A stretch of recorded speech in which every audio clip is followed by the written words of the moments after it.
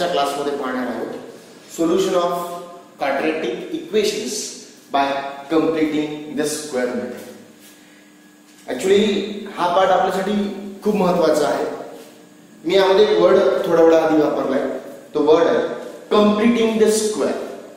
Sir completing the square ये term कुछ समझ में नहीं है। इसके पहले जो हमने पढ़ा है that part is related with splitting the middle term, okay. आणि आज जे आपण डिस्कस करणार आहोत तो पार्ट आहे completing the square method, okay. तर परत मी इथे लिहितोय what we have to discuss today, solution of quadratic equation, solution of quadratic equation by completing the square method। जे आज मी शिकवणार, आजच्या पाठामध्ये जे आपण शिकणार आहोत थोडंसं हिंट पद्धतीने शिकणार आहोत। माझ्या स्टेप्स जर तुम्ही यामध्ये सॉल्व्ह करत असताना जर वापरल्या तर डेफिनेटली तुम्हाला याचा भरपूर फायदा होणार आहे। टेक्स्टबुकच्या थोड्याशा वेगळ्या पद्धतीने जाईल, कारण मला माहिती आहे की जेव्हा आपण कंप्लीटिंग द स्क्वेअर मेथड शिकतो तर भरपूर पोरांना यामध्ये डाऊट असतात, आन्सर्स चुकीचं येतं। त्या आन्सर्स आपण रिकरेक्ट कसं करू शकलो पाहिजे, म्हणजे पहिल्या स्टेप्स मध्ये आपला आन्सर राईट कसं आलं पाहिजे ते आपल्यासाठी महत्त्वाचं आहे। एक सगळ्यांनी लक्षात घ्यायचं आहे, काही न्यूमेरिकल्स जेव्हा तुम्ही वर्ड प्रॉब्लेम सॉल्व्ह कराल तेव्हा तिथं मेन्शन नसतं की तुम्हाला हीच मेथड वापरायची आहे, पण काही क्वेश्चन्स मध्ये मेन्शन असतं की तुम्हाला स्प्लिटिंग द मिडल टर्म करायचे, कंप्लीटिंग द स्क्वेअर करायचं की बाय फॅक्टरायझेशन फॉर्म्युला करायचं। जेव्हा मेन्शन असेल तेव्हा तीच मेथड करणं अतिशय योग्य आहे, आवश्यक आहे। पण जेव्हा वर्ड प्रॉब्लेम आपल्याकडे असतात आणि वर्ड प्रॉब्लेम जेव्हा आपण सॉल्व्ह करत असतो तर ड्युरिंग दॅट वर्ड प्रॉब्लेम्स आपल्याला आपण कोणतीही मेथड्स बघू शकतो, पण एक डाऊट मुलांमध्ये येतो की सर मग कधी स्प्लिटिंग द मिडल टर्म वापरायची, ओके, कधी कंप्लीटिंग स्क्वेअर आणि कधी फॅक्टरायझेशन। डे बाय डे जशी जशी आपली प्रॅक्टिस वाढेल तर डेफिनेटली आपण त्या कन्सेप्टपर्यंत पोहोचणार आहोत। तर आज आपण पाहणार आहोत solution of a quadratic equation. हा पार्ट सगळ्यांना समजला आहे, क्वाड्रॅटिक इक्वेशन याच्या मागच्या बऱ्याचशा व्हिडिओमध्ये आपण पाहिलेला आहे। आज आपण कंप्लीटिंग स्क्वेअर मेथडनी सोल्युशन ऑफ क्वाड्रॅटिक इक्वेशन्स पाहणार आहोत। तर सर्वात पहिल्यांदा एक इक्वेशन आज मी पहिल्यांदा तुमचं न्यूमेरिकल घेणार। फर्स्ट न्यूमेरिकल आपण घेतोय सोल्युशन, मी डायरेक्टली लिहितोय सॉल्व। बरेचदा क्वेश्चन असं येतो ग्राफिकमध्ये, ही महत्त्वाचं आहे। Solve x² + 4x minus 5 equals to 0। आता जेव्हा जेव्हा सर पहिल्यांदा लक्षात आलं की हे क्वाड्रॅटिक इक्वेशन आहे, चला डेफिनेटली, पण जेव्हा जेव्हा क्वाड्रॅटिक इक्वेशन असेल तेव्हा तेव्हा जर सॉल्व लिहिलेलं असेल किंवा कधीही जेव्हा सॉल्व लिहिलेलं असेल तेव्हा आपल्याला व्हेरिएबलची व्हॅल्यू काढायची असं लक्षात घ्यायचं। मग ते लिनियर इक्वेशन असो की ते क्वाड्रॅटिक इक्वेशन असो, पहिल्यांदा हे लक्षात घ्या। मग हा क्वाड्रॅटिक इक्वेशन आहे सर, तर आम्हाला व्हेरिएबलची व्हॅल्यू म्हणजे काय, तर यामध्ये व्हेरिएबल कोण, त्यामध्ये व्हेरिएबल हा x आहे, म्हणजे आपल्याला x ची व्हॅल्यू काढायची, बरोबर। तर आपण काय करणार, तर पहिल्यांदा मी एक मेथड सांग, स्टेप बाय स्टेप आपण जाऊया। स्टेप नंबर 1 आहे बेटा यामध्ये, की सगळ्यात पहिले जी स्टेप मी तुमच्याशी शेअर करतोय ती आपली स्टेप अशी आहे की जेव्हा आपण क्वाड्रॅटिक इक्वेशन म्हणतो तर पहिल्यांदा एक कंडिशन आहे step 1 completing the square method करत असताना त्या स्टेप 1 मध्ये x² चा कोएफिशिएंट हा 1 करायचा, that is unity. Make the coefficient of x² is 1, okay. तो इथं ऑलरेडी आपल्याकडे इथं तो रेडीमेड आहे, आपल्या मागे आहे, म्हणून या स्टेप मध्ये आपण ते काम करणार नाही। मग जेव्हा जर नसेल तर आपण ते करू शकतो, आपण ते करणार आहोत, म्हणून make the coefficient of x² is 1 already तो आपल्याकडे रेडी। मग जर असं असेल मग हे झाल्यानंतर स्टेप 2 मध्ये काय करायचं, पहिल्यांदा मी सगळ्या स्टेप्स तुमच्याशी डिस्कस करतोय। स्टेप 2 मध्ये आपण ABC ची व्हॅल्यू लिहिणार, बरोबर की नाही। एक पहिल्यांदा x² चा कोएफिशिएंट 1 करायचा, कसा करायचा ते पुढच्या न्यूमेरिकल मध्ये तुमच्या लक्षात येईल।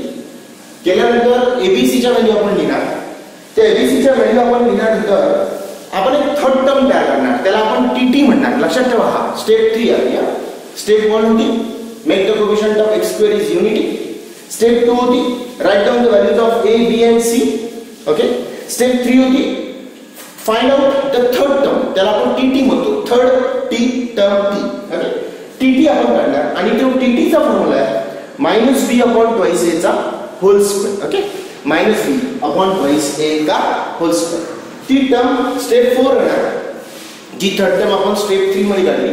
स्टेप 4 मध्ये आपण ती टर्म दोन्ही साइडला ऍड करणार, add on the both sides.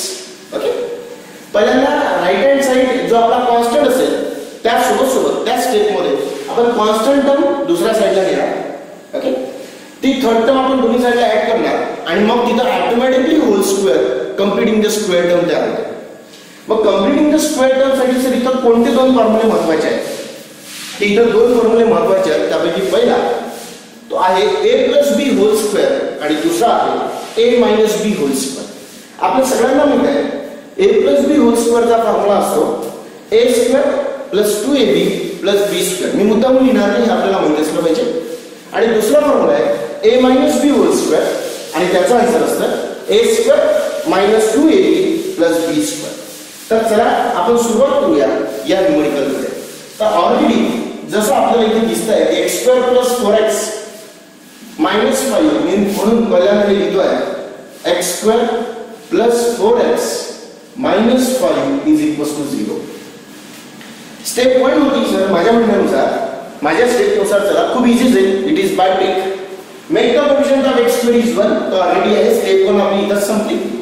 Step 2 आहे जो मी तुम्हाला म्हटलाय की आम्हाला abc च्या व्हॅल्यू द्यायची आहे, म्हणून मी इथे डायरेक्टली लिहितो. आता कंपेअरिंग वगैरे वर्ड लिहत नाही. So I am writing here a = 1, b = 4 and c = -1. Okay, मग स्टेप 3 म्हटली की आपल्याला थर्ड टर्म तयार करायची. कोणती टर्म बेटा? Third term. तर मी इथे थर्ड टर्म लिहिणार -b. पहिल्यांदा फॉर्म्युला लिहितो -b अपॉन ट्वाइस a का होल स्क्वेअर. चला minus as it is solve b ची व्हॅल्यू 4 आहे बेटा अपॉन 2 a ची व्हॅल्यू 1 आहे आणि त्याचा होल स्क्वेअर. लक्षात घ्या, असं लक्षात येतं की 2 * 2 = 4, इथं -2 राहणार, -2 चा स्क्वेअर हा 4 होतो. सो आता आम्ही काय करणार, पहिल्यांदा आता पुढची स्टेप लक्षात घ्या. कॉन्स्टंट टर्म राइट हँड साइडला न्यायची. Constant term should be shifted to the right hand side. when we shifted constant term to the right hand side, what the equation becomes? x² + 4x = 5. Okay, -5 हा त्या साइडला गेल्यानंतर +5 होणार.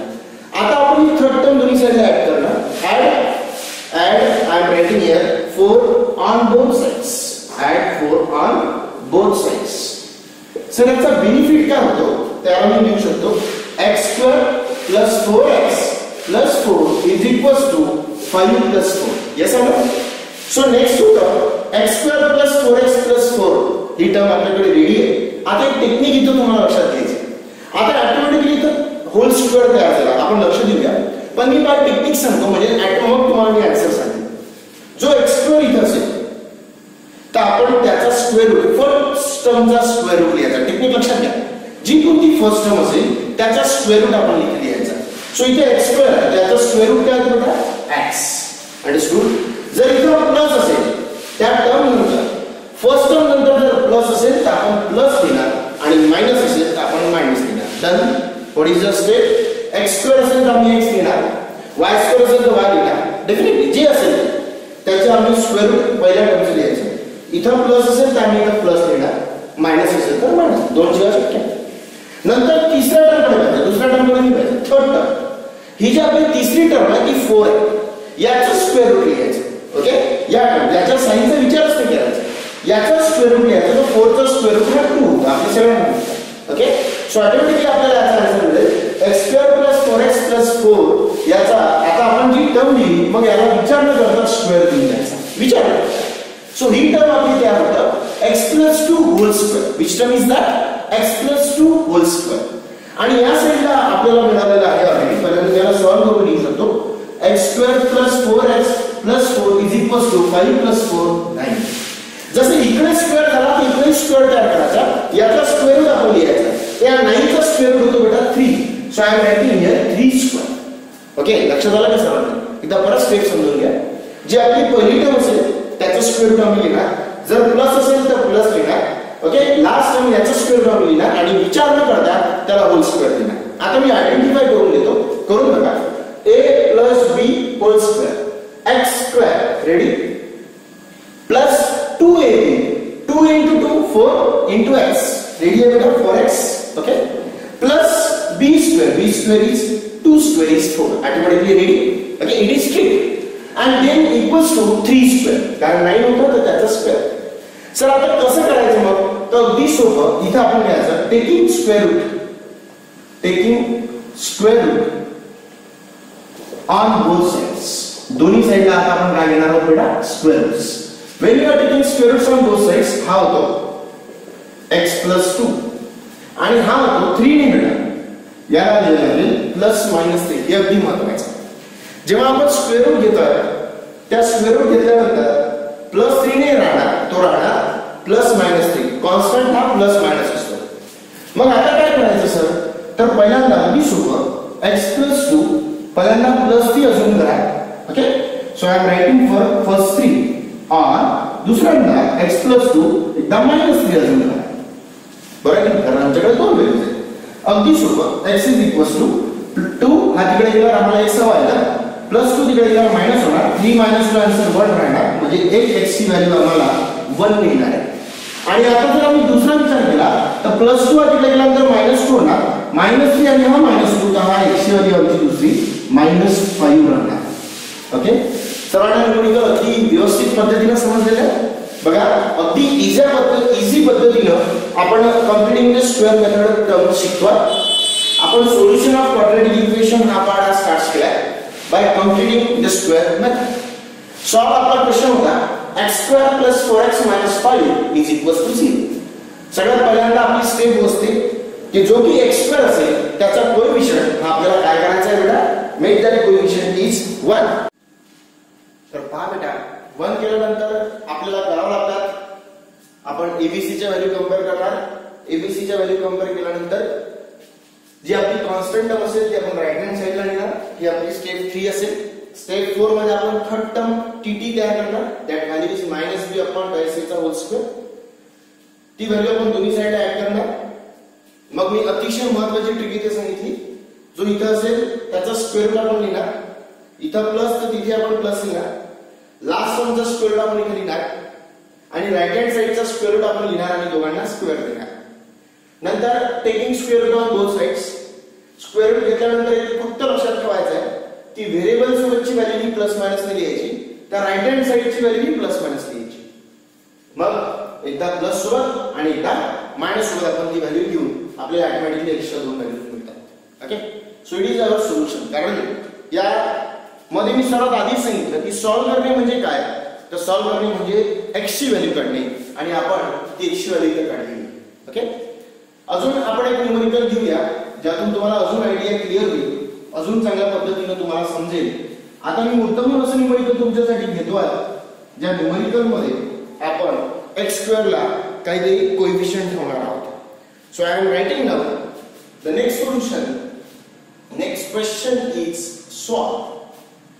9x² - 15x + 6 9x² - 15x + 6 = 0 सगळ्यांनी बारकाईने लक्ष द्यायचं आहे परत या न्यूमरिकलला आपल्याला सॉल्व करायचं आहे म्हणजे x ची व्हॅल्यू काढायची आहे पण मेथड आहे कम्प्युटिंग द स्क्वेअर मेथड बघूया माझी पहिली स्टेप होती जी मी तुमच्या सगळ्यांशी शेअर केली मी इथे लिहितोय सिन्स 9x² - 15x + 6 = 0 सगळ्यात पहिल्यांदा माझी फर्स्ट स्टेप आहे आपल्याला x² चा कोएफिशियंट हा काय करायचा आहे बेटा 1 करायचा मी तुम्हाला बरेचदा याच्या आधी सांगितलं की जेव्हा जेव्हा जो कोएफिशियंट आपल्याला 1 करायचा तर त्या कोएफिशियंटनी त्या इक्वेशनला डिवाइड करायचं so I am writing here divided by 9 so on both sides so it becomes directly तो x² - 15/9x + 6/9 = 0/9 obviously the answer is 0 अजून जर लिहायचं असेल तर हा रिड्यूस होतो म्हणून याला लिहिणार x² 3 नी दोघांना डिवाइड होतात सो 3 5 जा and 3 3 जा 5/3x plus 3 2 जा and 3 3 जा अंडरस्टूड is equals to 0 आता आपण abc च्या व्हॅल्यू लिहिणार a is equals to 1 b is equals to -5/3 okay and c is equals to 2/3 हे तर अगदी सोपं आहे मग मी तुम्हाला म्हटलं की कॉन्स्टंट टर्म ही राइट हँड साइडला न्यायची, म्हणून हा होतो x² मायनस 5/3x आणि ही टर्म त्या साइडला गेली की हा होणार -2/3. आता खरा पिक्चर सुरू झाला. आता आपण पाहणार आहोत third term. So is the formula for third term. It is -b upon twice a का whole square. Okay, so it is -b. पहिल्यांदा लक्षात घ्या, minus and that minus become plus. So I am writing here itself only 5/3 upon 2a. ये तो वही रहेगा sir हमेशा, इसका होल स्क्वायर. तो क्या बनेगा, आता थोड़ा सा डायरेक्टली लिहिया.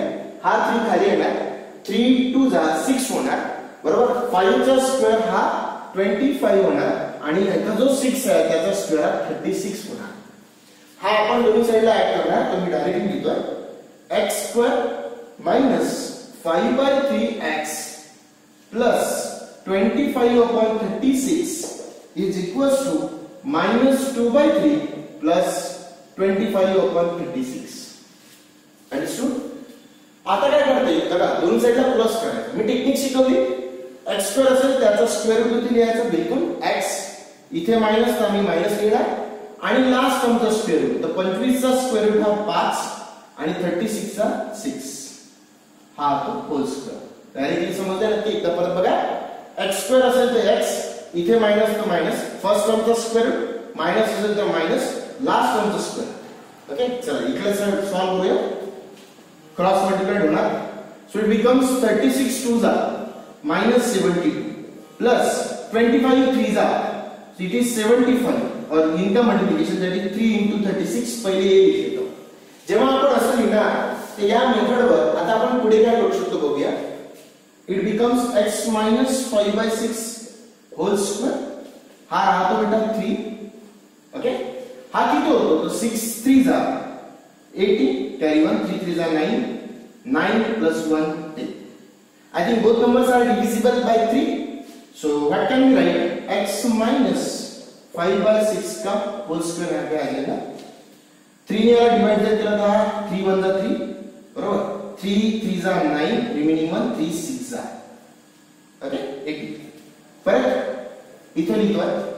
आता आपण काय करू शकतो, सर मला इकडे पण स्क्वेअर रूट हवा आहे, तर आपण लिहिणार x minus 5/6 चा स्क्वेअर इज इक्वल्स टू हा होतो 1/6 चा स्क्वेअर.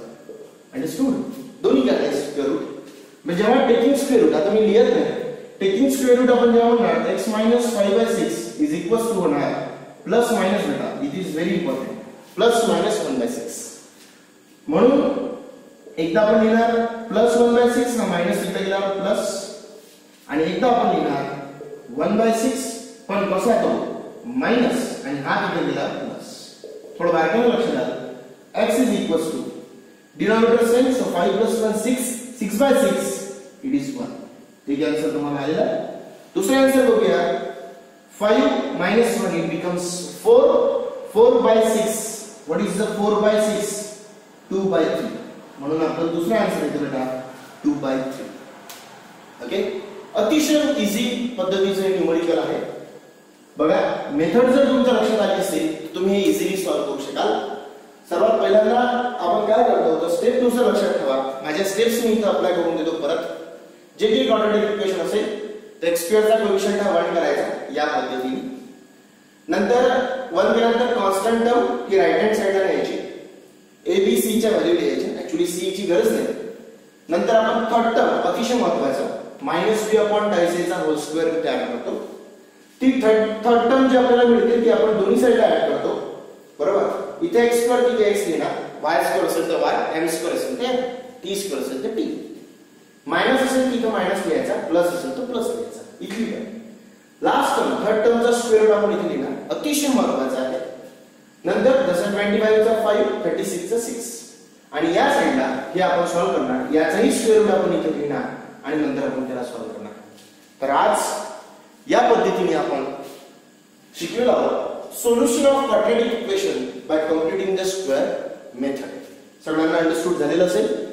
याच्या पुढच्या पार्टमध्ये आपण अजून काही एक्स्ट्रा क्वेश्चन्स पाहणार आहोत. अजून काही वेगवेगळ्या पद्धतीचे न्यूमेरिकल्स घेणार ज्यामध्ये इरॅशनल नंबर फंक्शन तयार होणार आहे. म्हणून तो पण पाठ पाहणे सर्वांना आवश्यक आहे. कारण आजच्या व्हिडिओमध्ये आपण इथेच थांबूया. Thank you so much.